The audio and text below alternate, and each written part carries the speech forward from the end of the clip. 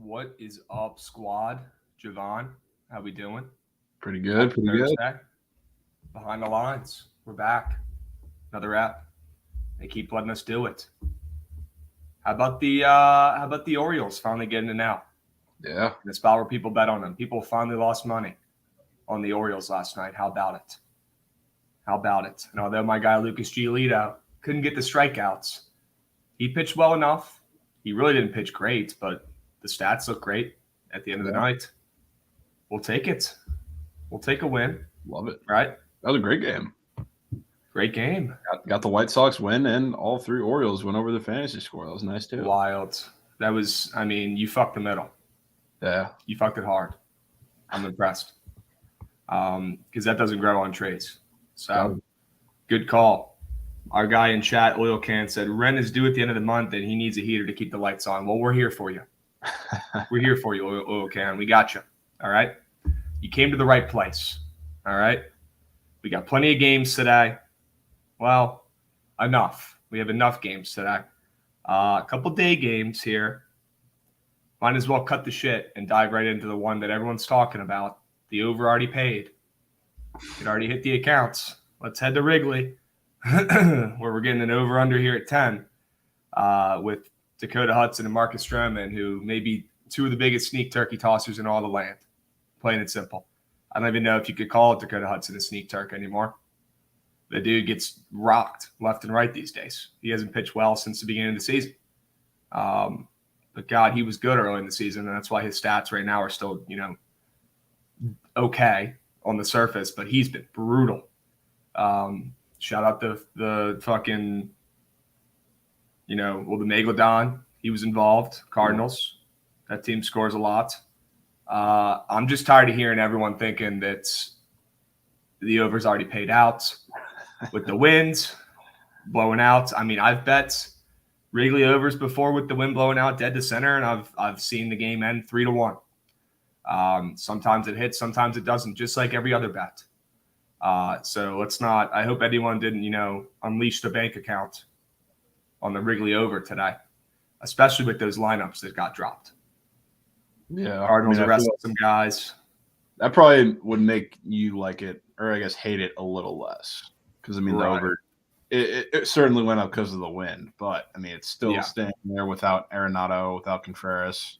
It's bad lineups. Bad lineups, and the total's still at 10 because I think people don't even look at the fucking lineups. Yeah. I think people just see the 10-mile-an-hour wind, or they might see a tweet about it. Probably a tweet from a sports book saying, oh, hey, watch out now, that wind blowing out hard to center. And then everyone's brain goes, holy shit, I have an edge. I have an advantage. I have to lock this in now. There's no time. Hurry up. And then you bet it, and then you sit there and you're like, well, do I really like this bet? Do I really think these lineups can score 5 runs at least each? I don't know if they are today. Marcus Stroman's been pitching just fine. He might get rocked today against one of the hottest and best teams in baseball right now. But like you said, they're resting a guy. Cubs arrested Contreras still. I guess he's still a little hurt. He hasn't played in a couple. The over is probably going to hit, especially since I just chirped it. But I just want it to be very clear that just because there's 10 miles an hour of wind blowing out in Wrigley doesn't mean that shit already paid out. You still got a baseball game to play. We saw what happened in the over in the Rockies game last night. There was a point there at the end I didn't think it was going to hit. Straight up. Yeah. Anything could fucking happen. That was wild. I was thinking about hedging. I never hedge. And I was like, holy shit, they haven't scored in 5 innings. I might have to hedge here. Didn't do it because I don't have a hedging bone in my body. And I'm happy I didn't because they came through at the end. But that got sweaty. It's always sweaty. It's never easy. If it was easy, we wouldn't be here grinding day in, day out. Right? That's just how it is. I'm seeing my guy KW in chat saying the Cubs are a public dog. I don't know about all that. I don't know about all that noise. I definitely don't know about that. That line has moved significantly, though, towards the Cubbies. Did we have any pitching changes in this game? No. Have these been the guys and that line is just cooking? Yep. I mean, I'm seeing the handles pretty split at this point. It's definitely more bets coming in on the Cards, which is good for the Cubs, but that handle's pretty split. But then again, you know, with wins like this, people are acting like every fly ball is about to fly out of the park. You know, I think that's a huge reason why this has become more of a pick 'em, right? And not, you know, Cardinals minus 140 where they opened. Think about it.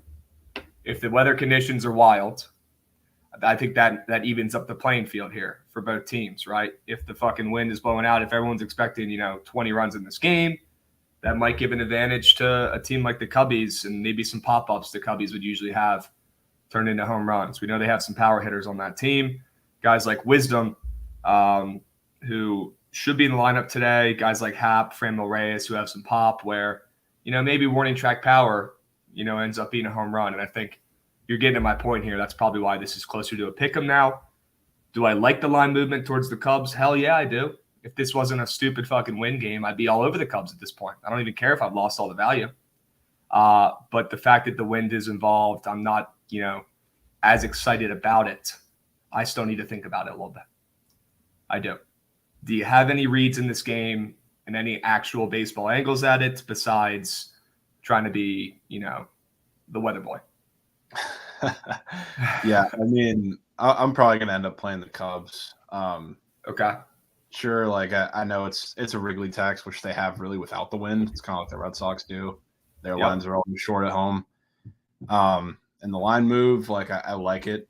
Don't get me wrong, but I'm not playing it just because of that. I just think a lot of them match up really, really well with Dakota Hudson. That's not saying much because he's not a great pitcher, but it's also a very similar pitcher that they've seen in Wainwright, very similar pitcher that they've seen in Michaelis, who they've both hit very well over the past 2 days, and they have pretty much all year. So I'm going to keep rocking with that. I know they got guys out of the lineup today. Doesn't really concern me.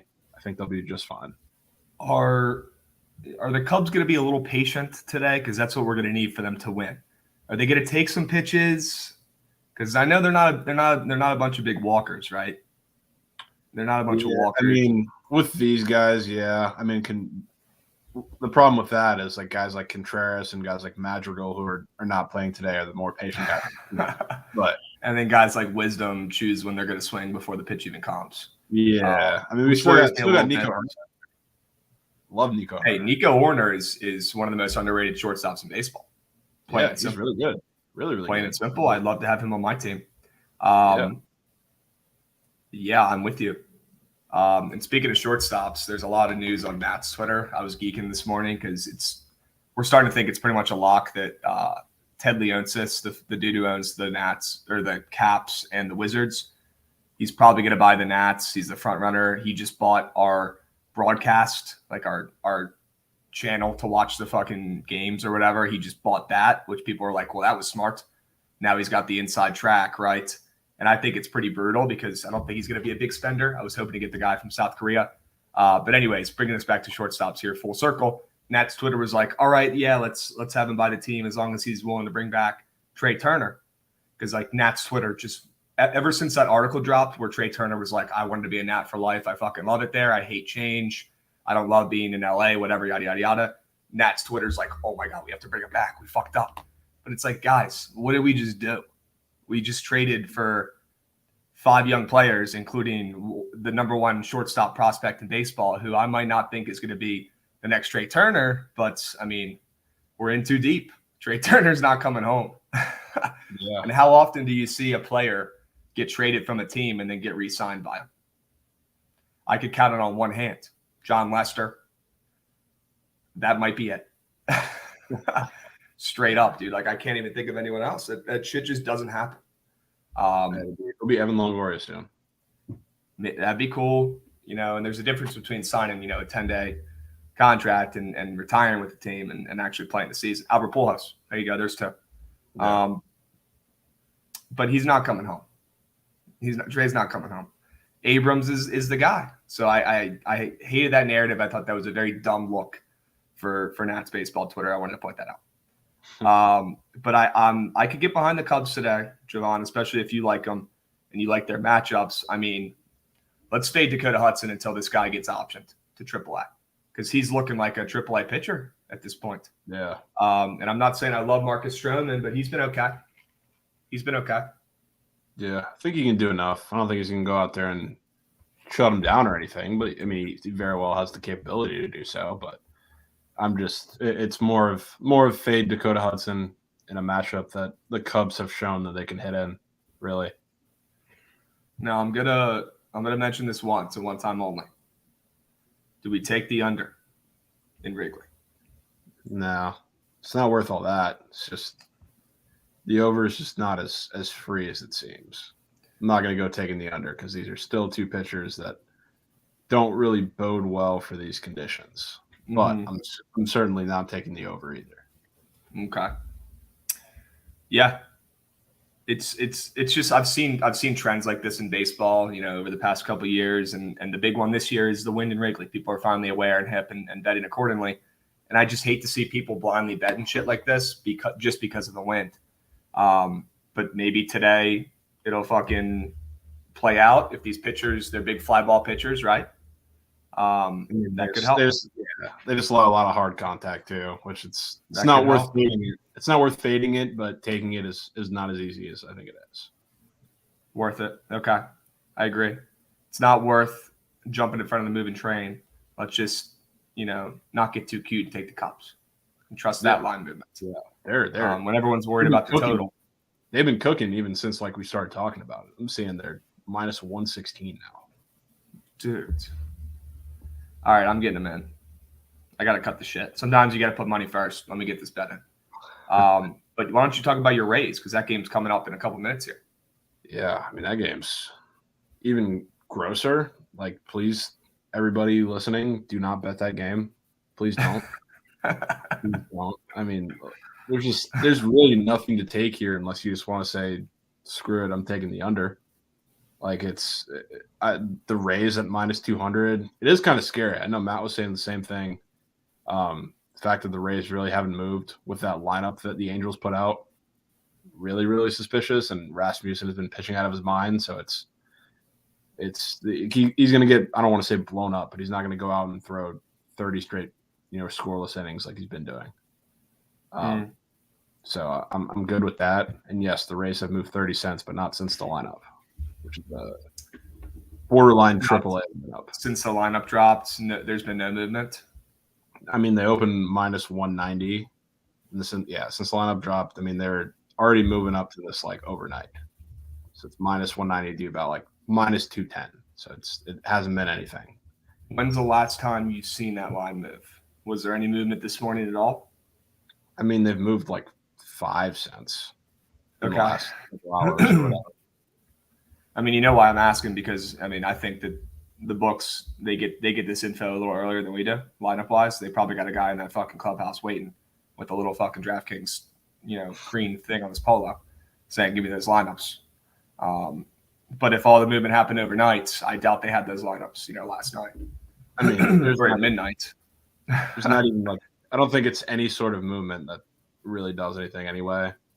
I think this is a game where the Rays should win. In theory, the Rays have sneakily been really good against left-handed pitching. They're 10th in WRC plus in the last couple of weeks. But damn, I'm not taking a Rays run line again because they do not win games by multiple runs. If you want to take the Rays, sure. If you can get one of these Asian lines like this, go ahead, do it. But I'm not ever taking a Rays run line, especially with a 6.5 total. Yeah, I think that's probably a good look. I wouldn't be taking a minus 1.5 with the 6.5 total ever. I don't think there's a single circumstance, unless somebody told me that they would refund my full bet. Yeah, especially at home. If they told me that. I don't know why people still take Rays run lines at home too. I will say Patrick Sandoval is coming off of I almost called him Pablo Sandoval.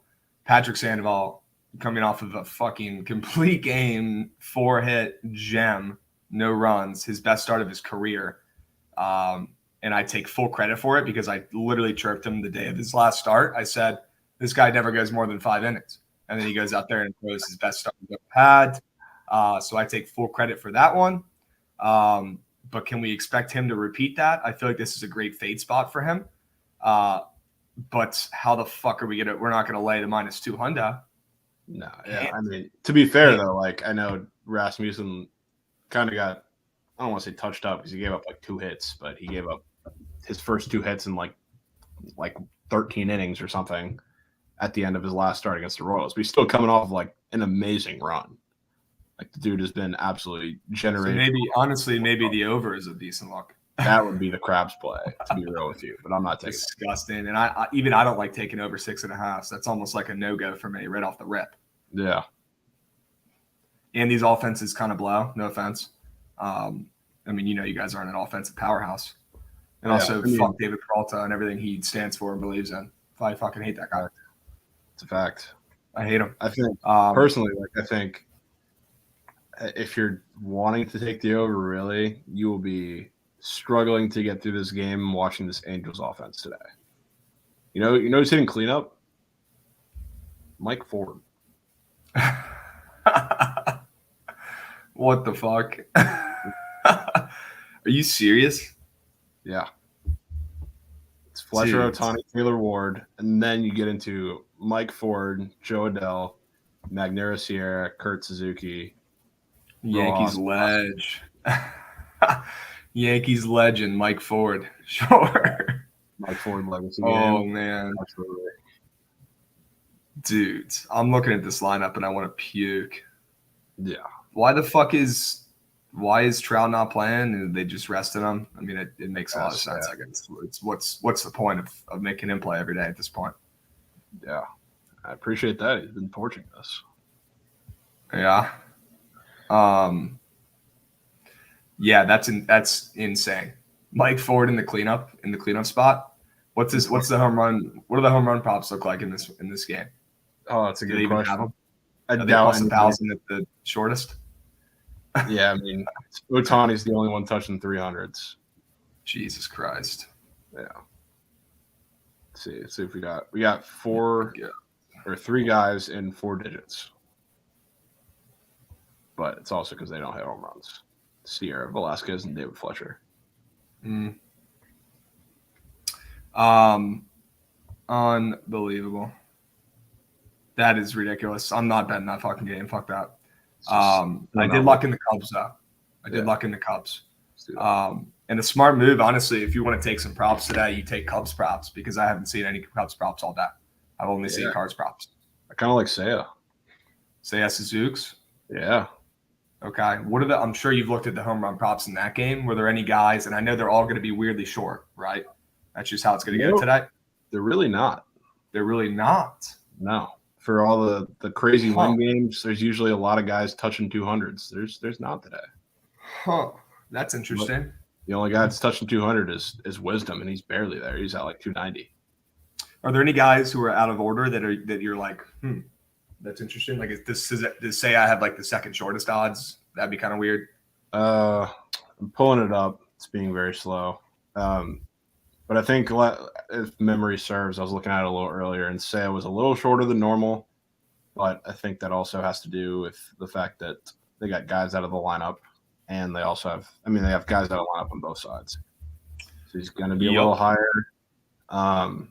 Nothing else really looks that out of whack, to be honest with you.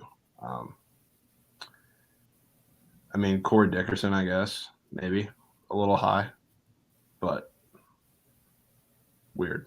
I don't know. Nothing's crazy. Trent said if the Rockies beat DeGrom, he'll wear a dress to the first NFL game, whatever that means. Locking in Rockies money line then. I mean, Trent, dude. What's the positive that comes out of that? Oh, he's doing the fucking feet kicking up thing again. Oh no. Oh no, Trent.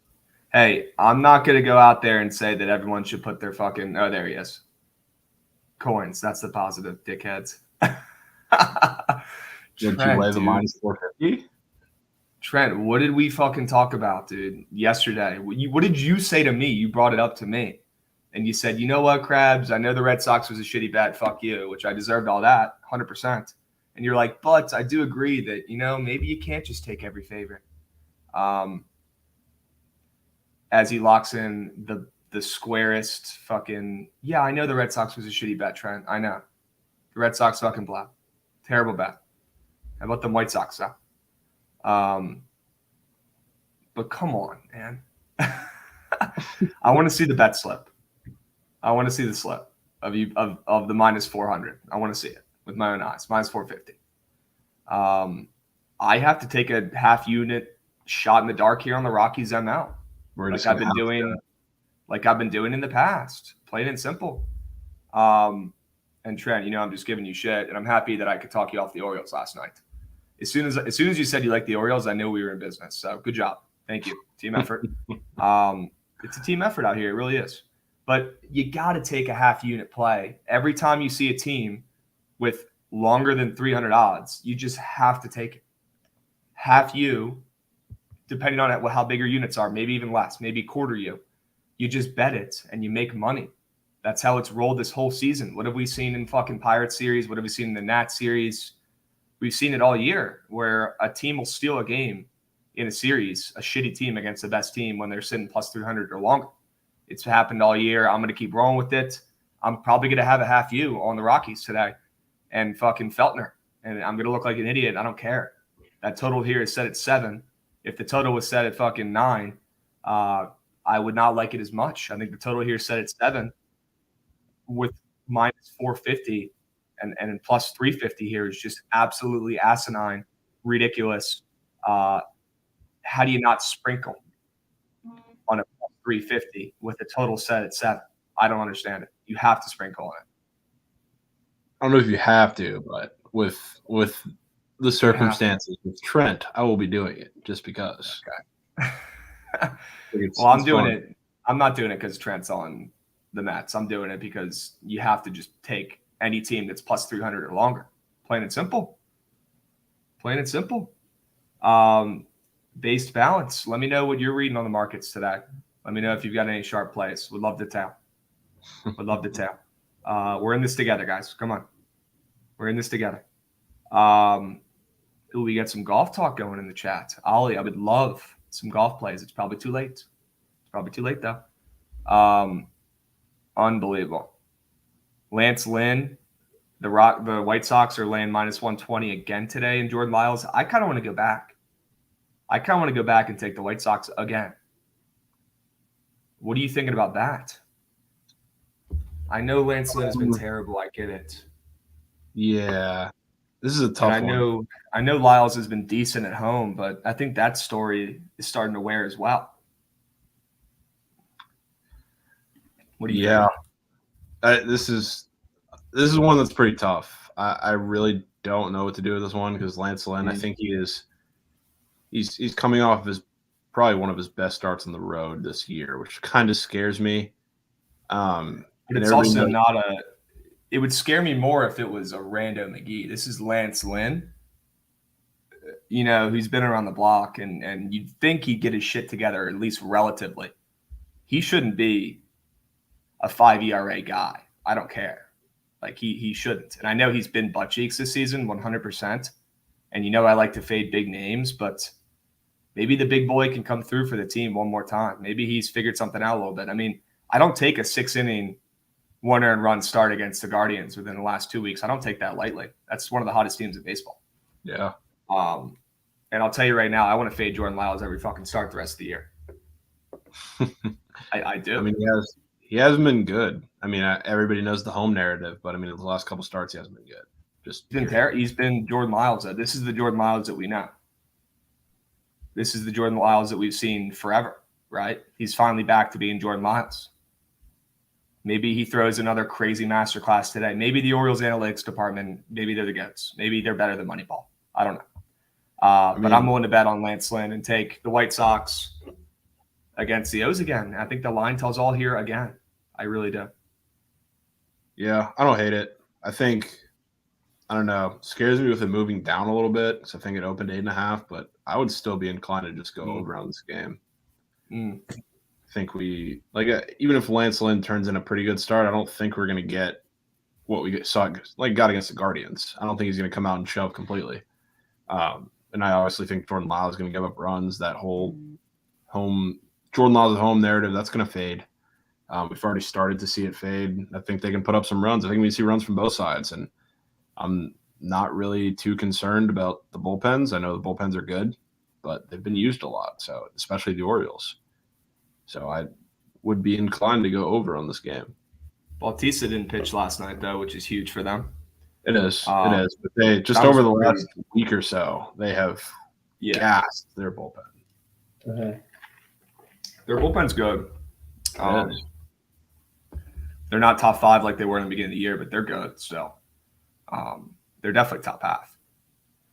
And we're gonna talk some fantasy football stuff in like 10 minutes ish. We got our guy DC Betts coming on to talk some fantasy football. That's like his specialty. It's about that time to cut the shit and start talking some football. But we do have baseball still going on, and we're not stopping betting. We're not stopping finding value. And I think I found another one here. Red Sox plus 150. Book it. Dude, why the fuck are they plus 150? And maybe I'm getting trapped again, and maybe the books are just laughing at me, just taking my money on the Red Sox this series. They probably are. And the Red Sox are probably just a sharp trap, and Toronto's going to roll again today with Gosman. But I don't know how I don't – if I bet the Red Sox the last 2 nights, I don't know how I don't take them again tonight and just pray they get me out of it. I mean, I don't blame you, but again, this is like we were talking about with the Cubs. Like the lines with the Red Sox at home always seem short because they get a Fenway tax. They get a Red Sox at home tax. So I'm not really too far on the, they're going to do this because they have super short lines. I'm not taking the Red Sox. I just refuse. If they win, they win. I'm cool. I know that's what you've got to do. And guys in chat, number 1, I love you guys and I chirp because I love. Number 2, I'm not listening to anyone or anything. Number 3, you guys are right. I don't know why they guys are expecting you to do anything. Like you're still gonna bet it. Those are 3 things I need you guys to know. Number 1, I love you guys. Number 2, I'm not listening to shit you say. Number 3, you're right. All right. Those are 3 things I'll say about it. There's nothing you can do about it. There's nothing you can do to stop me. All right. I can't be stopped. And I'm gonna bet the way I want to bet. Just like you guys should. But we're here to help. And I'm here to let you know that Kevin Gosman, who has the best WAR, there's your xFIP flop, best WAR of any pitcher in baseball this year, is minus 175 against Cutter Crawford, who blows, and the Red Sox, who blow. That's all I'm going to say about it. And I know I've said the same thing the last 2 nights. Haven't come through. Sox were close last night. Probably should have been last night. It wasn't. And I'm going to bet them again today. You know who else I'm going to bet today is the fucking Twins. They melted. They folded like a Dollar Tree lawn chair last night. I thought I had a chance at that plus 200. I got to take Chris Archer today. And I know there's a prop calling your name, and I don't know if you want to talk about it yet or not. You don't have to if you don't want to until we lock it in. I'll leave that up to you. You can talk about it. I wouldn't say it's calling my name. It's another one of those that I was looking through, and that seemed really, really odd. It's calling my name. Of course, it's calling your name. It's just the classic. It's the classic Krabs square. I mean, just screaming at me. Yeah, I mean, Archer. It's frustrating to bet on Chris Archer, which is giving me hesitation because betting Chris Archer strikeouts against the Houston Astros is detrimental to your health. Because I'm good on Archer. Thanks. I don't blame him. It's not for everybody. I mean, the fact that he's sitting at a 4 flat strikeout with a 13.5 outline against the Astros, who do not strike out, especially against right-handed pitching, that was crazy to me. Crazy. Absolutely crazy. How many did Bundy have with last night? He had I don't think he had one. 0 strikeouts last night. Yeah. And his was at 3.5. Yeah. And we were thinking about taking his under. And Dylan Bundy, although not recently, I trust Dylan Bundy's strikeout stuff in general more than I do Archer. But situationally, we've seen what Archer's been trying to do the last couple starts, and it's actually been working well. And he's going to continue to do it. So we should look to take his under strikeouts every start until the books adjust. Dylan Bundy's pitching to contact, and it's been working his last 3 starts. So that's something that the baseball brain has been noticing, right? Which is good. The baseball brain is turned on, even though I don't listen to it. Matt's saying that line's back at 3.5. Is that true? I mean, yeah, perfect. Oh, even better. Even better. I mean, this is like minus 130 to the over 3.5. Even better. Right on that line. King Dre, I like the Twins today. I think they get a win, but they look like poop. And Houston looks really good, and Houston is really good. So if you don't want to take Houston with me, or if you don't want to take Minnesota with me, I totally understand. But I will be playing Minnesota on the M out. And I will be taking Chris Archer strikeouts. I'm doing it. It is what it is. I think that line is extremely telling. Yeah, I really do. I like the under in this game. I think we get good performances from both these pitchers. I know Archer's gonna go 5 max, like if he really, really pitches well. But I think their bullpen, back end of the bullpen, gets it done. Another crazy statement, but 8.5, I'm cool with take this under. I don't think we see too many runs today. And if we do, I think it'll be extremely one-sided, one way or the other. So I'm cool with that. I mean, if you guys aren't hip to what fucking Houston's about, over-unders wise, you're not paying attention to anything. They're literally an under king. Under king. I need to pull up I think they're 47, 73, and 5. 73 unders. 47 overs, 5 pushes. That's incredible. Yeah. That's incredible. I'm cool with the under here as well. I think Garcia probably doesn't. I don't think Garcia gets blown up against this Twins offense. It looks like, butthole right now. They look like butthole, plain and simple. I don't like anything I'm seeing from them. Buxton is out, which honestly may be a good thing. Because Buxton can't hit anything. Maybe it's a good thing. Arias, we need him to fucking grow up and figure it out, but thank God he's getting a righty today. Let's get it started early, boys. That lineup is just too good. It hurts not having Buxton in the lineup, but like I just said, he's been ass. So maybe that helps their offense today. I don't know. But guys like Arias, Correa, Polanco, and Miranda at the top of the order, they got to come through. They got to do something. And they got to end the streak. Someone's got to do it. Someone's got to do it. Someone's got to do it. I'll wait to see one through at the Twins, but I like that. That's fair. Yep. That's very fair. I think Arias got bumped up a point, if that makes you feel any better. That does make me feel better. Maybe he does something today for the team. Yeah. Maybe he does. What other wild games are there today? Are you taking Mets props today against Feltner, or what are you doing? Maybe. I don't know. There's none out there that are really screaming my name.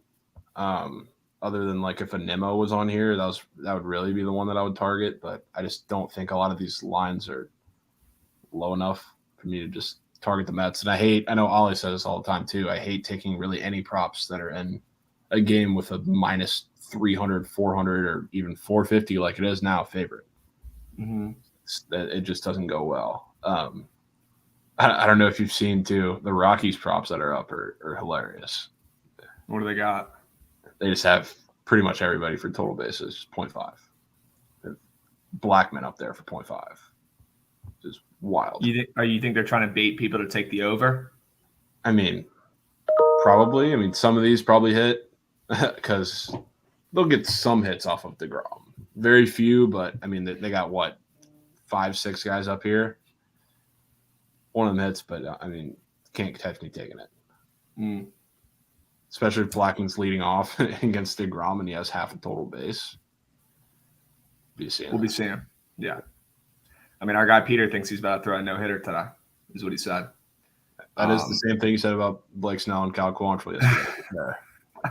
He did say that was going to be the biggest pitching duel of all time, and I'm pretty sure that game Did that game go over eventually? Pretty sure.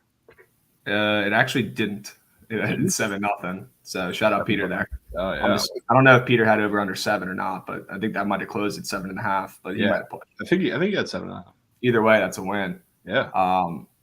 And how about Christian Walker coming through for the boy last night with that solo bomb with 2 strikes left to push the over? That was huge.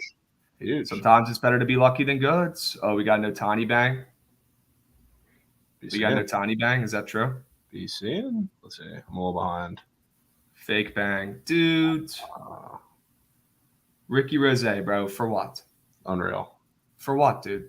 Unreal. For what? I hope that made your day. I hope that made your day, my man. I don't know why we would care. I don't have any money on that fucking game. But what I do want to put money on, and we're going to start talking about football here in probably 5.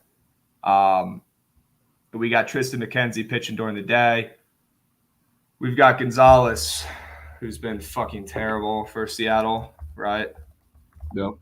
And we've got, McKenzie is barely a favorite. The narrative is that McKenzie is not good during the day. Correct me if I'm wrong. Or is he cracked out during the day? Oh, I don't know off the top of my head. I can check real quick. But people were talking in the Twitter group about McKenzie's day-night split. So pull those up real quick. He's elite today. He's elite during the day. Okay, Yeah. This is good because I want to fade him today. Yeah. And Gonzalez actually had a much better start, although he did give up 6 hits against the Athletics, which is scary, but 1 run. Marco's. So let's put it this way, and we'll keep it simple and we'll keep it short and sweet. Seattle coming off of a loss to the fucking Nats. Marco Gonzalez stinks right now. He literally reeks. I can smell him from here in fucking Virginia. McKenzie has been one of the trendiest, most fun, exciting young arms of baseball. People love betting on him. Well, he's been really good too. He's been very, very good this season, and he's cracked out pitching during the day. Well, and the Guardians are debatably one of the hottest teams in baseball. With all that being said, I think it's pretty sketchy and pretty telling that Cleveland is only, barely a favorite in this one. So I'll be on Seattle to bounce back after a bad Nats out. And I like them at home, and I like that line movement from -140 to -113 consensus. I like Seattle today to get back on track. I think that total is also a touch high as well. That's what I think I like more. I think I like the over in that game a little more. Yeah, that's a pretty high total for Seattle. And especially with their bats looking like shit. Yeah, the bats are looking like shit, and I was looking at it too because I was noticing that the juice was going up, and it was weird because, Marco Gonzalez is coming off of a much better start than he's been, and Tristan McKenzie has been the greatest pitcher on earth lately. Yeah, I know. What are we doing with Mike Ford bangs here? Unreal. Game hasn't even started yet. Grow up. It did start. What happened to us? We're letting fake bangs fly. Put these people in fucking jail, dude. Yeah. Arrest them. Put these people in jail with the guy who used a hot dog as a straw. I don't know. Do we have fucking bots in here? I don't know how this even works, but let's get Trent Attia's mother out of here, and let's get fucking Ricky Rose out of here. Yeah. Get him out. It's a fact. Get him out. Fuck. Although I know those are 2 OGs and friends of the program, but come on, guys. Grow the fuck up. I know. What are we doing? Grow the fuck up. Are you about to take the over here? I think so, yeah. Just baseball brain side of it too. I know McKenzie is a really good pitcher, but we have a lot of these hitters who match up really well against everything they're going to see. We're talking about like the top guys in the order, like Haniger, J-Rod. Ty France has been bad, but on the surface, he matches up pretty well with him. And then on the other side too, I think Andres Jimenez sneakily, he's going to start getting hot again. I think he's going to start getting hot again.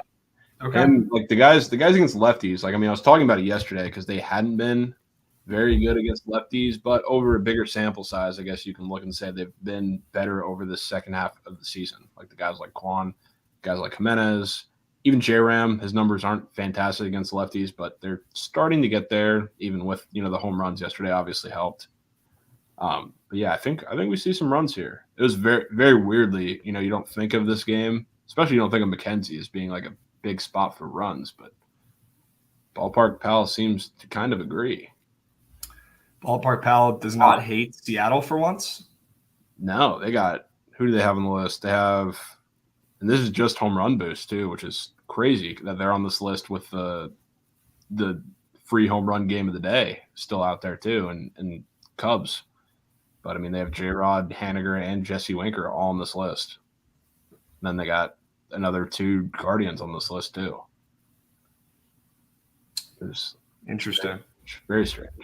Very interesting. I like the over. I like Seattle better, in my opinion, with that line movement.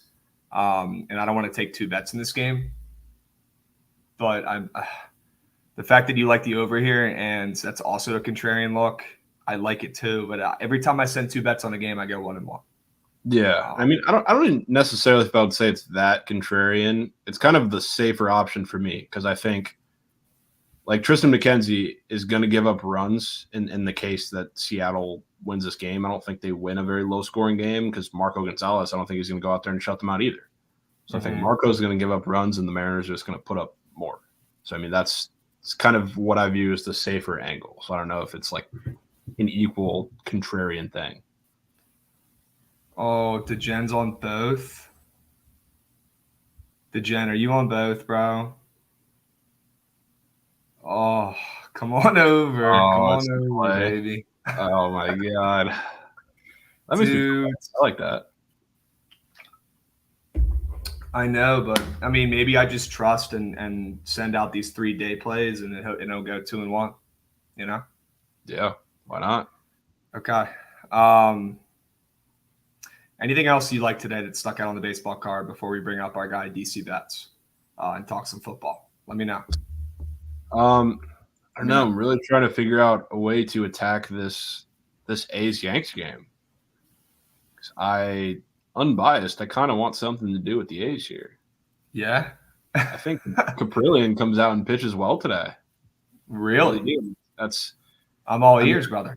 I don't know if that's the hottest take because it's the Yankees offense, which has been pitiful over the past over many weeks. But yeah, I don't know. I don't see the matchups against Caprillion today. I really don't. And a lot of these guys, you look at them and like Judge, they match up with pretty much everything well, but everybody else in this lineup they don't.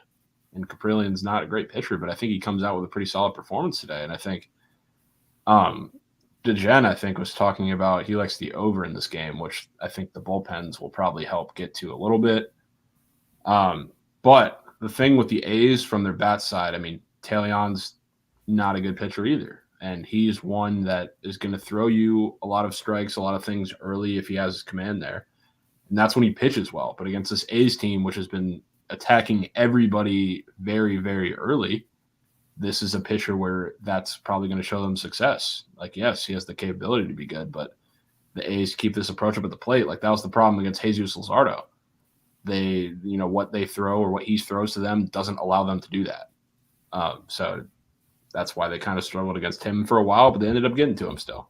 So, I mean, props to them. I think they get to Taillon a little bit here. And the A's have been walking a ton, which if Taillon doesn't have his good stuff, that's going to be a problem.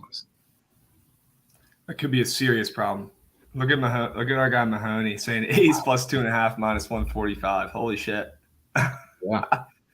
That's honestly a lot. Even better. Sell the good news. Stanton's back. Oh my God, dude. If he is, what we're saying in the chat here. It's going to take that fossil at least a week or two to get back and into the swing of things. No pun intended. All right, guys. This is what I've got for day game action. I've got the Cubs ML. I've got the over in Seattle, over 8. Gross. Love it. And I've got Seattle ML. That shit's going 2-1. Don't know who's winning, don't know who's losing, but that shit's going 2-1. Bet responsibly. Obviously, I've got a unit on all those pups. All right, one U plays a day, and it keeps the bookie away. All right, plain and simple. Jovan, what do you got for the day games? Let the people know. I mean, I don't really care for much as far as prize pick squares go, but I'm going to be on the Cubs. Going to be on that Mariners over as well. I guess that's really it for a lot of the day games. There's nothing on prize picks that it's really screaming at me, to be honest with you. Either than like taking a shot at Seiya Suzuki. I think that's probably my favorite look in that win game. Say yeah. Yeah. What do you like from him today? I mean, as far as squares go, He's only got a fantasy score at 6.5, which is okay. probably what I would take anyway. But he's probably going to go yard, so that won't even matter. I hope so. That'd be cool. Yeah, maybe driving a couple of runs in the process. Yeah, that'd be good. We need them. Big, huge Seiya Suzuki fans today on Behind the Lines. Huge. 100%. All right, the bets have been locked. It's time to cut the shit. We've got our day game bets in. Let's bring some coins back from yesterday. I think I ended up down like a unit yesterday. I got to stop betting the props I like straight and just trust them in the prize picks. That way I lose enough money in the prize picks and I don't have to lose money on the books too. Well, most of your ones that you've been straight betting have been hitting though, right? That is facts. They have been hitting. I think I'm just pissed off last night with Giolito's. Should have taken Giolito anything else. Should have just taken his fucking fantasy score. He definitely cashed that. Probably soared. Always soared. I'll let our man DC come up here and talk some fantasy football. Sounds good, my dude. Got a little education to do, but we'll be back. All right. Well, you might be doing some schoolwork, but you let me know if you lock in any bets. Okay. Yeah, for sure. I'll catch you in Wrigley. Let's go, Cubbies. All right, brother. All right. I appreciate it. Fucking beast. Jovan working day in, day out. Dude's got classes to do too. He's a fucking stud. We got 14 days till NFL.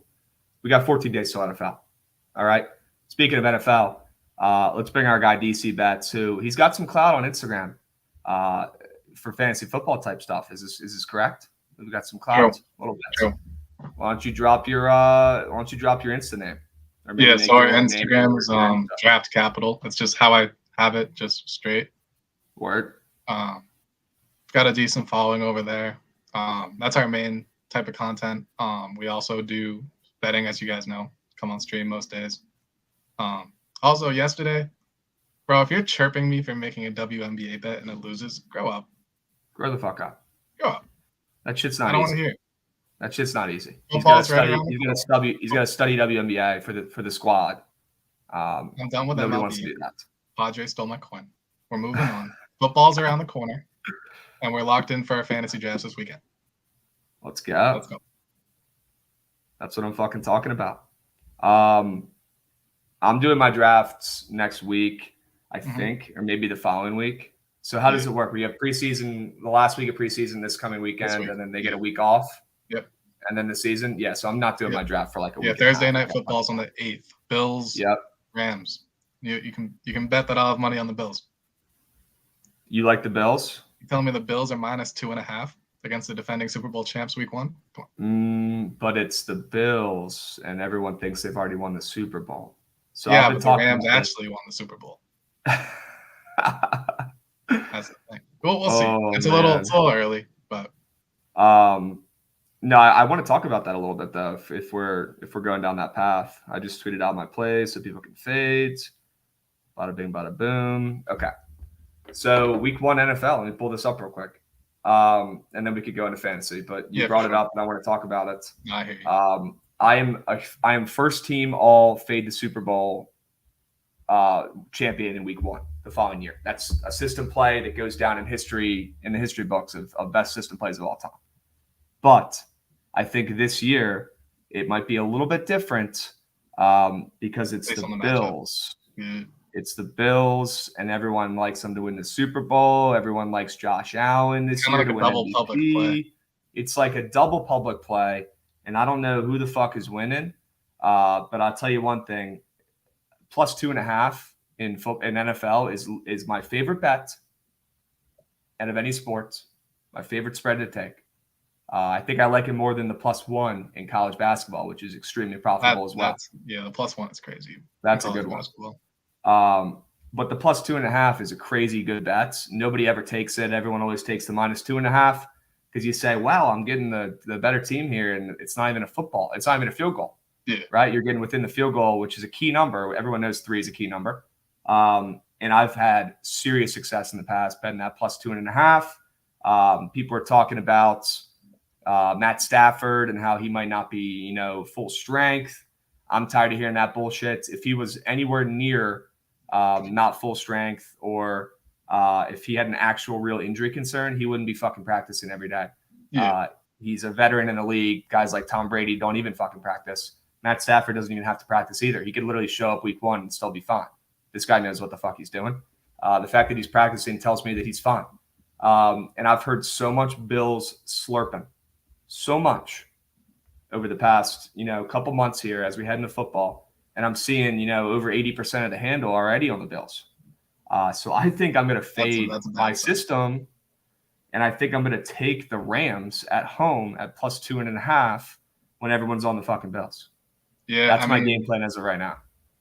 It's too far away for me to even dive into it, but I might just stay away. Maybe a total or a prop or something along those lines. Okay. Yeah, the under is honestly a decent look too. You can't go wrong with that. Yeah, both teams' running games are slacking a little, in my opinion. Cam Akers kind of, I don't know how he recovered so fast from that injury last year. Impressive, yeah. But not sure if he's 100% yet. But he's not amazing. He's never amazed me. And then with the Bills, they have a bunch of extremely average guys. They have 3 or 4 of them. They have Singletary, James Cook, Zach Moss. I like James Cook here, honestly. I like him in fantasy. Who? I think that's a decent sleeper. James Cook. Yeah, no, I do too. Yeah. It's just week 1, who knows how explosive he can be, or if they trust him with the offense yet. I agree with Lord J. I do. I agree with him here. I think minus 2.5 is going to be the public side, but I'm in no rush to bet it. Let's dive into fantasy football here. Sure. So, let's say you're stuck with the number 1 overall pick in fantasy, which, in my opinion, nobody fucking wants. Not this year. Who are you in the taking? past? There's been. Who are you taking? Are you taking? Are you cutting the bullshit and you're taking the fucking workhorse in Indianapolis? Are you taking McCaffrey to bounce back and not get hurt? What are you doing here? So I think Taylor's a safe pick. It kind of depends on what route you want to take. He's definitely not going to get as much work as last year. The coaches have already said that. Matty Ice is an upgrade, so they'll probably be passing. They're all more. saying that. They're all the fucking coaches are saying they're giving their running backs a break this year. I've heard it. Yeah, I think it's just an injury concern type thing, especially with Najee too. Yep. But anyways, I think it also depends if it's PPR or not. Depends on the format. Let's just pretend like we're talking PPR, because if you're not doing PPR, at least for a half point per reception, grow the fuck up. I'm with you. Thanks. I don't have the first pick in any of my leagues so far. But if I had, I'd probably lean McCaffrey. Wow. For upside reasons? Yeah. I mean, at the end of the day, we're all trying to win our league. And if you're not going to put yourself into a position to do that with the most potential that you can get, I mean, people are going to be off McCaffrey because he gets hurt every single year. But he has the best quarterback he's ever had. I mean, it's not saying much, but he is the best quarterback he's ever had. That is facts. He does. I'll tell you right now, I'm not taking Derrick Henry. I don't want anything to do with him or the fucking Titans this season. I like the Titans win total under this year. I'm not very high on them. I'm not very high on Derrick Henry coming back from injury. Although he's an absolute freak and might not be a human. I think if I'm number 1, I'm taking either J-Tay or McCaffrey, but I'm just praying I don't get number 1. Yeah, I think the middle of the pack is a lot better this year, draft-wise. So let's say you get the 4th overall pick. Yeah. And, you see the top 3 RBs get taken off the board, what's probably going to happen, right? You're going to see J-Tay, McCaffrey, and Henry go 1, 2, 3. Yeah. In some sense. Mm-hmm. Now you start looking at the receivers. Now you start looking at Cooper Kupp. Now you start looking at Justin Jefferson. Jamar Chase's name is being thrown around, but also some running backs like Austin Eckler. Yeah. And Najee Harris, Dalvin Cook, those kind of guys are in the mix as well. What are you doing with the 4th overall pick if you have that? Justin Jefferson, no doubt. You're taking JJ? I was going to say JJ as well. I think he wins. I think our bold prediction this year, we post him all the time on our Instagram page. I think he wins a Triple Crown. The Triple Crown in NFL, which is what? Touchdowns, receptions, and... Yep. It's bold. Don't get me wrong. That's why it's called a bold prediction. But yeah. Touchdowns, receptions, and what's it? Yards. Touchdowns, receptions, and yards. Yeah. Yards. Duh, I'm being an idiot. Okay. Yeah. I'm with you, bro. Yeah. I love this play. What do you like about JJ besides him coming out and saying he's about to be the best wide receiver in the league? I mean, look at Cooper Kupp's Triple Crown season last year, and who's the new OC in the Vikings, or who's the new head coach rather? It's my guy Matt. The Rams offensive coordinator is now the Vikings head coach. Yeah, it's so their passing scheme is going to be used for Justin Jefferson the way they use Cooper Kupp. Why can't I think of his fucking name? Kevin O'Connell. Yeah. So he was a fucking Commanders. He was our QB coach with with Kirk Cousins in DC when Kirk Cousins had his best year. He was our QB coach. Yep. Yeah. So I just think Justin Jefferson. I mean, I'm probably gonna take like a good running back like McCaffrey, JT. Probably those are the only guys I take before Jefferson. I think he could have he's only 2 years into the league, but might have a career year. Yep. I go as far to say that even if I have the third pick, and McCaffrey and JT are gone, and I'm stuck between Derrick Henry, Kupp, and Justin Jefferson, I'm probably taking Justin Jefferson with that third pick. Yep. Especially if I'm in a 1-point PPR. Oh, yeah. I think that's a great fucking look. I think he's about to go parabolic this year. I think he's about to tweak. God forbid he doesn't get hurt or anything, but I mean, you take injuries into effect when you're drafting. You take that stuff seriously. Depends on the player. A lot of people get the wrong type of vibe when they look at a player and say he's injury prone. The injury that the player has, there's different, ACL, knee, Achilles, etc., all that stuff. It all depends on what injuries they've had. If they hurt the same body part twice, then you're gonna look away, probably not try to target them. But if they only have a few tiny things here and there, Dalvin Cook, everyone said he was injury prone for the past few years. I really don't think he's injury prone.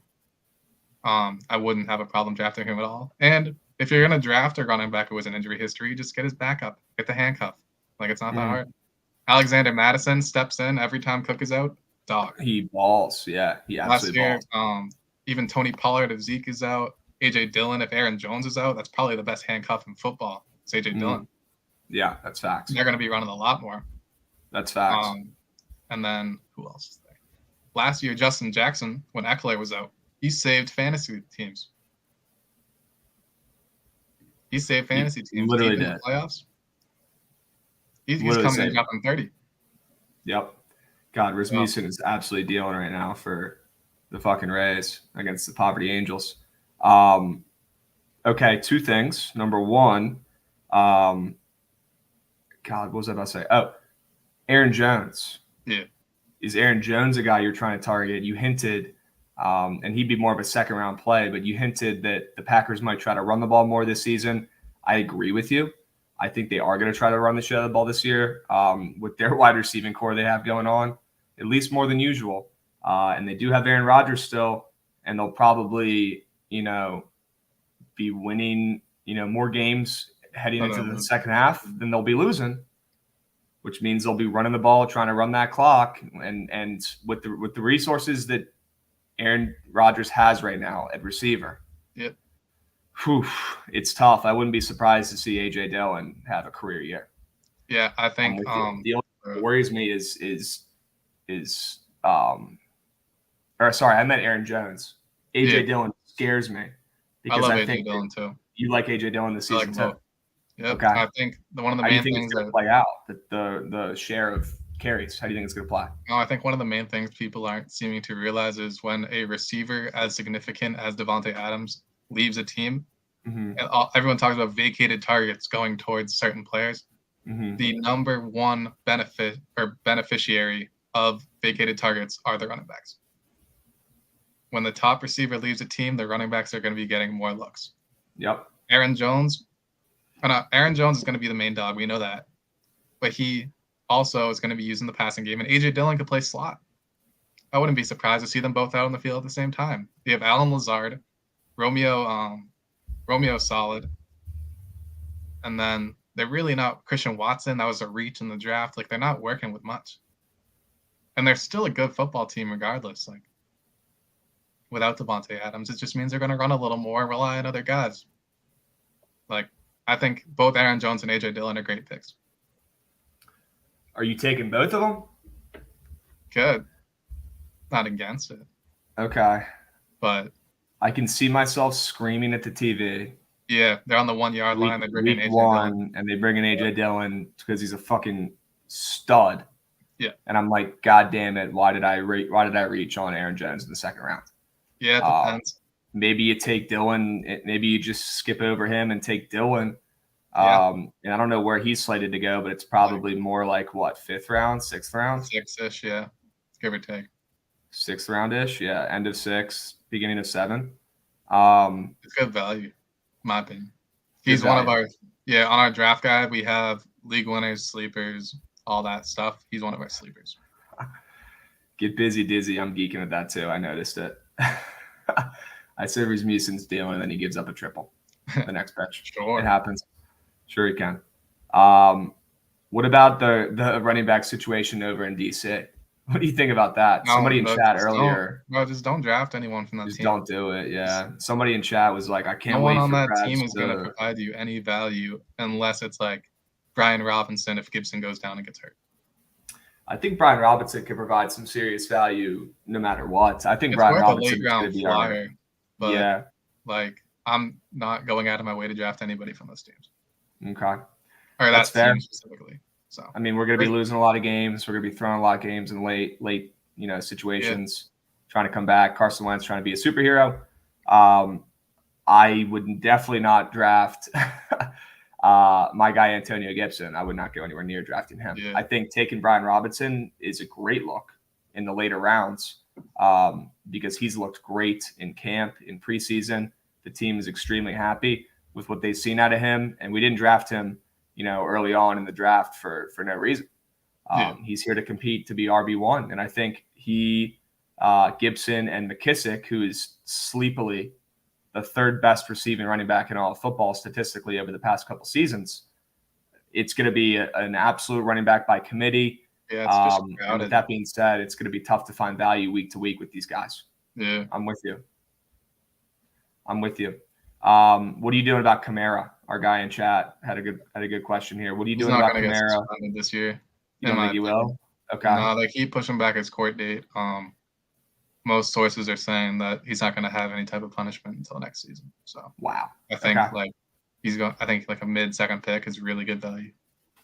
Right, and people are going to be scared to take him too. Yeah, some people are just going to be like, "Oh, I heard he did this." I don't want to take him if he's going to be out for the season this early. In my opinion, I don't think he faces any suspension this year. But okay, we'll see. What are you doing? And I think this is going really well. I'm just firing off questions to you, and this is obviously your specialty because you're answering with great responses. Everyone in chat, fucking get your pen and paper out. Listen up. What are you doing at QB this year? I personally, I'm in zero rush to ever draft a QB. I always am picking up QBs, every week if I have to, if I get in that spot. But like, I always pride myself on never drafting, a guy like Tom Brady early. I always try to find a sleeper to draft late and then just roll with the waivers because there's enough good starters and you can kind of pick week to week. That's kind of my game plan. What do you do? I'm a huge weight on the quarterback guy. Okay, good. I think it's one of the main things that people don't realize post-draft, how much depth they lose at running back and receiver in the early rounds. If you take a Josh Allen in the 3rd, a Mahomes in the 3rd, 4th, like you just lose a ton of value. You'll have your quarterback be Allen or Mahomes, but then you're in the 6th round and you don't have an RB2 and you have to take like, who knows, like just some dog water running back. It's just, there's so many, the differential. I wrote this down when I was talking about, when you sent me like the list of stuff to talk about. So last year, Aaron Rodgers, MVP season, 37 touchdowns, 4 picks. Guess how many less points Jalen Hurts had? Probably not many. Honestly, Jalen Hurts was a dog. Yeah. 15. You can still find good QBs. Look at the draft capital you have to put into Aaron Rodgers, at least last year, compared to Jalen Hurts last year. Like the differential between points per game and quarterback is the smallest amount by a landslide of any position. So I think I have a sleeper at each position, and I have a bust at each position. I don't know when you want to talk about those, but we'll talk about those after we go through what quarterbacks you're eyeing here. I pulled up a list, the rankings of top quarterbacks. Yeah, just go through them. I'll give you my opinion on whoever. Obviously, Josh Allen, Herbert, Mahomes, those guys are at the top. I want nothing to do with Kyler Murray this season. I'm more curious. I mean, we could sit up here and gas up, all these top guys. Well, yeah. Very easily, and that's not going to take much skill. But let's head to the bottom of the list. Some guys who, and we'll start at the 10th ranked guys, because usually people are in 12-team leagues or 10-team leagues, right? So let's start here at 10. I want nothing to do with guys like Tom Brady this season with his O-line issues. I want nothing to do with Dak Prescott in general, because I think the people running that team are a bunch of fucking idiots. Lamar Jackson being ranked 7 here is hilarious, in my opinion. I think he's going to absolutely ball this season. But he's going to be going early too, even though people aren't high on him this year. Let's start here at 10. We've got guys like Stafford, Russell Wilson, Aaron Rodgers is 12th, which I think is disgusting. I see why, though. But he'll probably go earlier than that, I think. Yeah, just off name. You always have a guy in your league who doesn't follow football that much and just takes big names, and that guy's going to take Aaron Rodgers when he falls. Yeah, you're going to have the Aaron Rodgers, Zeke, all those guys. It's just going to be like a prime 2017 team. Right, but are you waiting and taking a guy like Trey Lance, or Derek Carr, or Kirk Cousins? Who are you trying to take? All 3 of those guys I love. You like those 3 guys? Yeah. Okay. Those are 3 of my top quarterbacks to draft this season. That's actually hilarious, because those are the 3 guys I like too, and I just picked them off this list. I mean, Kirk Cousins, I explained with Jefferson why I like Jefferson. Kirk Cousins, he's never finished lower than the QB 13 in the past 4 years, I believe. He's going as a QB 15 just based on simple math and return on investment. There's no reason not to draft Kirk Cousins. They're going into an air raid offense, which they haven't had the past few years. He's one of my favorite quarterbacks to draft. Trey Lance. Running quarterbacks are a glitch in fantasy football. Yep. You know how many people have told me that Jalen Hurts is a dumb pick because he sucks? It doesn't matter if he sucks. Well, that's stupid. I mean, I had him on my team last year. He dominated. Blake Bortles finished as a top 3 quarterback in fantasy back when they went to the AFC Championship. There's just so many. Jameis Winston, top 3 quarterback a few years ago. It doesn't matter if you're good in real life. If you run the ball as a quarterback, you're going to do good. And I think Trey Lance is in an offense where he should excel.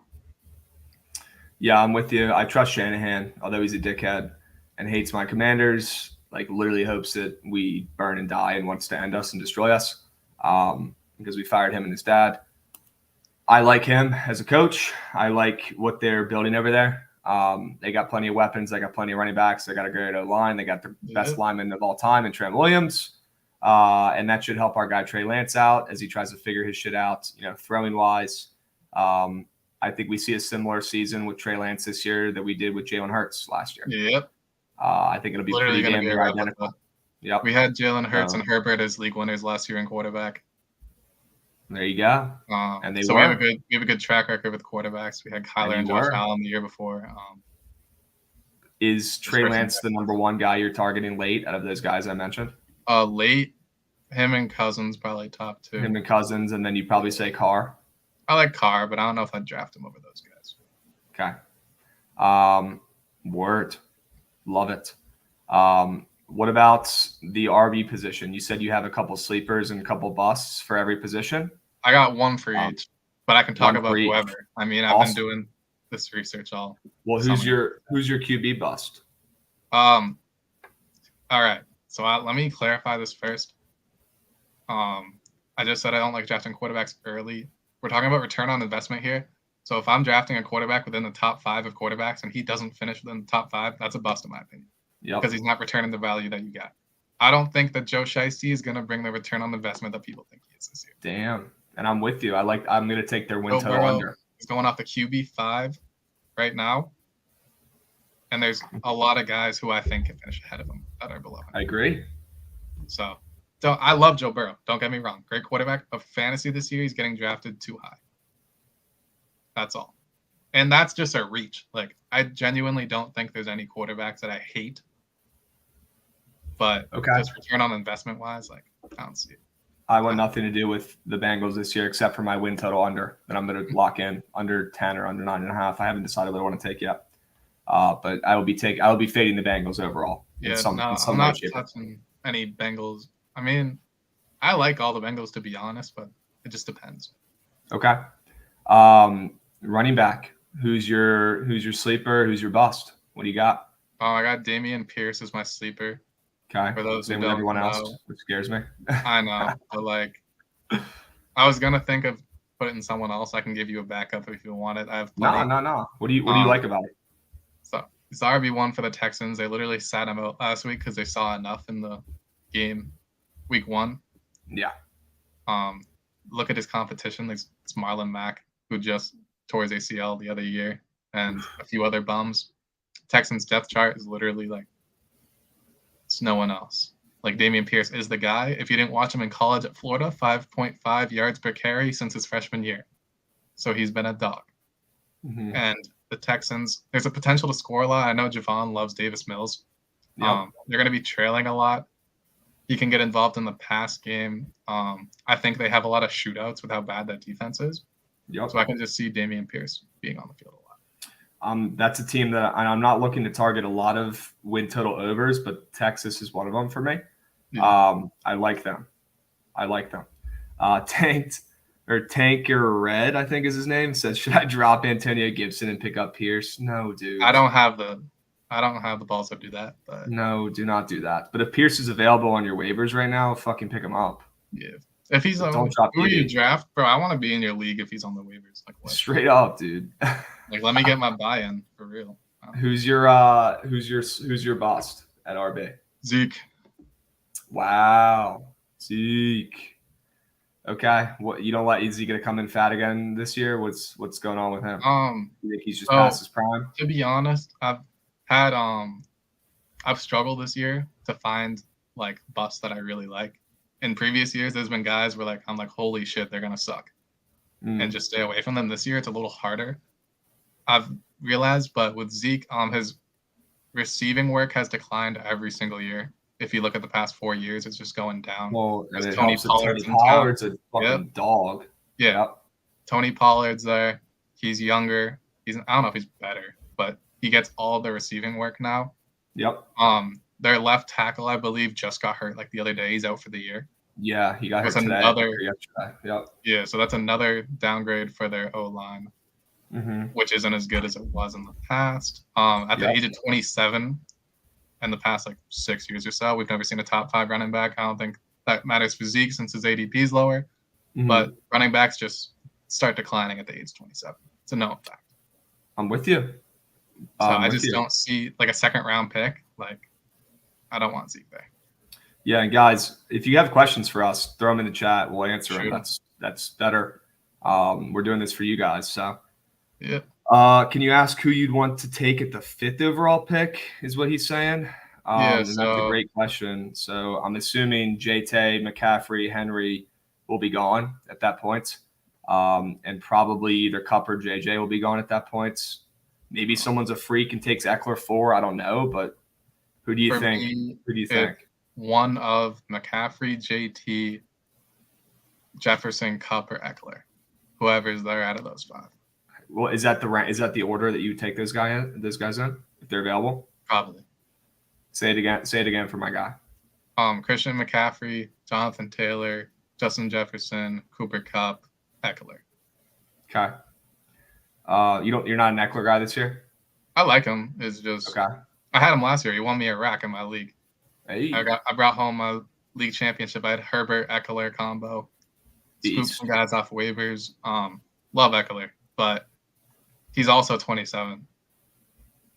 A lot of those guys from the 2016 draft, I believe, 2017 or 27 now. So a lot of the prime running backs are starting to decline in age. Or not decline, that's what I was saying. It's starting to decline based on the age that they're at. Yeah, you don't want older running backs unless you want the young guys like Taylor. Yep. Javonte Williams. Pressure legs. Saquon. Legs. Our guy James Leon, he said he's got the 11th pick. in a 14-man league. Holy Let me- shit! Good luck, my Let me dude. pull up sleeper. I was on a 20-man league once. It was crazy. Holy shit, dude.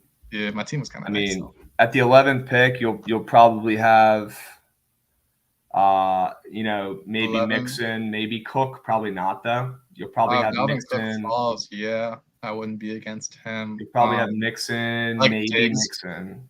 I like Diggs. You like Diggs over Kelsey? It depends. I think I like Kelsey's about to Kelsey. absolutely fucking ball this year. I think Yeah. Kelsey, late first round pick. I'd rather have Kelsey than Devontae Adams. I'd rather have Kelsey than Deebo Samuel. I'd rather have Kelsey than DeAndre Swift. That's where I draw the line. That's where you draw the line? Okay. Yeah, DeAndre Swift is my favorite running back in the entire draft. Holy shit. And why is that? Let me pull up. I didn't write notes for him because he's in our league winner category, but I can just pull up the guide. Okay. But yeah, so let me scroll. Get to that. So with DeAndre Swift, if you didn't know that with the Pro Football Focus grades, there's like 6 running backs in the past however many years to have like a 99. He's one of them. Wow. Yeah. So he's literally like physically dog. It's just that his team blows. Yeah, dual threat. That's the thing. Yep. He's gonna catch a lot of balls.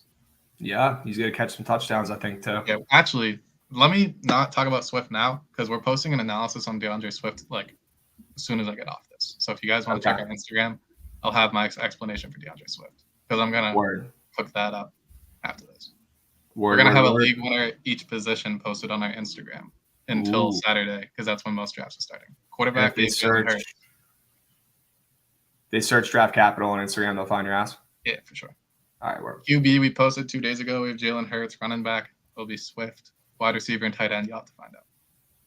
All right, check it out. DK Metcalf. I hope you're not high on him. Nice. No. Okay. Based what on about his ADP, not a chance. Yeah. What about Saquon? I like Saquon. So do I. He's one of those guys where the injury thing, like people just see that he gets hurt, but they don't see how he gets hurt. So I think he's, especially in the second round now, which is crazy to me. If you compare like a Dalvin Cook with a Saquon, like stop. That's a scary team. You can't compare that. Yeah. You take Jamar Chase or you take Deebo Samuel. I want nothing to do with either. I'd rather have Chase, but I'm not a huge fan of either. Yeah. Okay. I don't disagree. What else we got? Bateman or Juju steal of the draft? I like both. From Parlay Safari. Yeah. No, I agree. You like both? Yeah. I mean, Bateman's a wide receiver 1 for Lamar Jackson. You should watch his film at Minnesota. He is disgusting. Right. He was my favorite wide receiver going into that draft class, but he ended up on the Ravens, which I didn't like. Yeah. So it is what it is. Juju. You go from Big Ben to Mahomes. Like, come on. W. He's going way too late. W. Yeah. Here's how I'm playing out the Juju situation. If I have a late round, first round pick, and I am able to get Travis Kelce somehow, I'm not going to look to get Juju. But if I don't get Kelce, I'm definitely going to look to target Juju and draft him, even if it's 10 spots ahead of his ADP or whatever. Yeah, I hate having players on the same team that are on the head. I'll take a quarterback and a receiver on the same team, but if I have like a running back and a tight end, I'm not doing it. Yeah. Then you get to the red zone and you're like, oh, I need this guy to score or this guy to score. Yep. What else, guys? Thoughts on Swift? We already covered that. Yeah. Let's see. Cloud of the Year award goes to Krabs. You can't even spell clown. Nice going. Give me a break.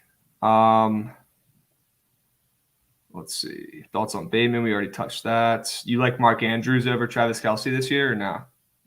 No. He's right behind him. He's great. Yeah. I'm hip. I'd rather have Kelce this year. I think Kelsey's about to be a freak this season. Yeah, I mean, I don't know if you saw my Prize Picks entry for the upcoming season for futures, but kind of surged. Yeah. What is it? I'll go through it quick. I have it on my Twitter, but it's Michael Pittman over 1,025.5 yards. Alan Lazard over 5.5 touchdowns. Dalton Schultz over 7 125.5 receiving yards. Travis Kelce over 1,100 receiving yards, and then DJ Moore over 1,075.5 receiving yards. Damn. All those guys hit it last year with ease. They're all in better situations, in my opinion. Pittman has Matty Ice now. Lazard has less comp from Devontae Adams leaving. Felton Schultz, Gallup is hurt. Amari Cooper's gone. So him and CD are going to be feasting. Travis Kelce, Tyreek Hill gone. DJ Moore, best quarterback of his career. Love it. Just pray for no injuries, right? Yep. I mean, I didn't put 10 racks on it like Trent, so like I'm not going to be sweating that much if it loses, but I think it can go 4 for 5 definitely. Okay. And let's see. Who's got the better 40 time? Krabs or Trent? That'd be me, without a doubt. Yeah, I got there's a few other busts and sleepers I have. You want me to talk about them? I do, but let me address this question real quick from Get Busy Dizzy. Gotcha. Do I like Scary Terry this year? I do. I'm not going to go out of my way to draft him earlier than I should.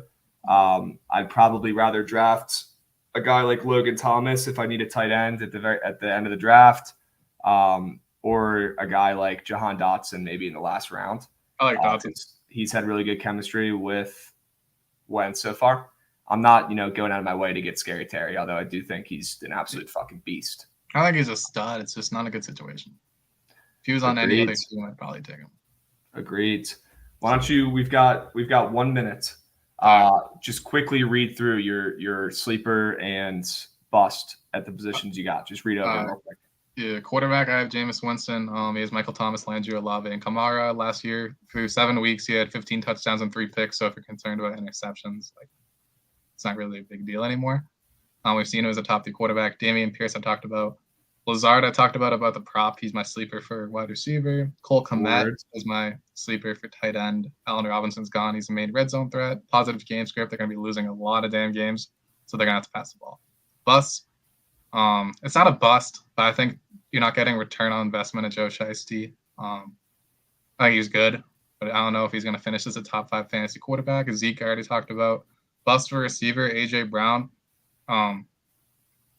Everyone's like, oh, he's on the Eagles now. He's going to be a beast. They literally passed the ball less than the Titans did, and that's saying something. I'm with you, brother. He's the highest he's ever finished as a wide receiver 12, and now he's going in the top 10 with more competition for targets. Don't see it happening. And my favorite bust of the season at tight end, Dawson Knox. Ooh, not a fan of Dawson Knox. Okay, I love it. Yeah. And we do have to cut this off and pass it off to our guy Trent. Sure. But feel free to hop on there and give some picks or finish up. Yeah, I'll have a preseason pick. I'll probably come on a little later. Fuck yeah. Guys, give my man Draft Cap a follow on Instagram, on Twitter. This guy, if you couldn't tell, he knows his shit when it comes to football and NFL. So I appreciate you coming on, my man, and blessing the team with some sleepers. Sure. Some sleepers, some busts. It's exactly what I needed to hear before my draft coming up. So I appreciate it. Yeah. One last thing before we go. If you're not taking Rocky's money line today, grow up. Grow the fuck up. Grow up. Just sprinkle. Just a little sprinkle. I don't even bet baseball anymore, but if you're not taking Rocky's money line, grow the fuck up. You're doing something wrong. Love it. All right, Draft Cap. I appreciate it, my man. Have a good one. We'll Peace. be seeing you in chat. Thanks for coming.